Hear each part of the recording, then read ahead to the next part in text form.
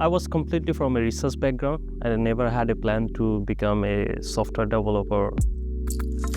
With artificial intelligence, I would actually be able to build smart solutions. All the courseworks are related to real-life examples, so it's better to have real-life experience using real-life data.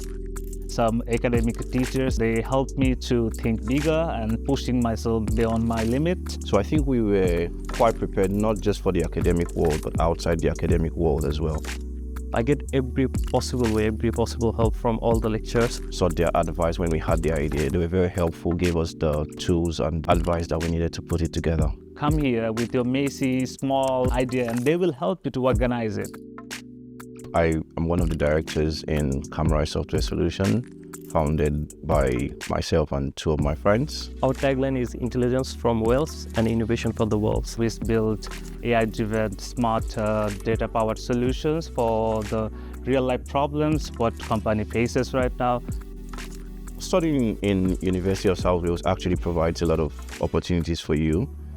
And so it provides you that exposure because you get to meet not only lecturers and faculty, but people in the industry.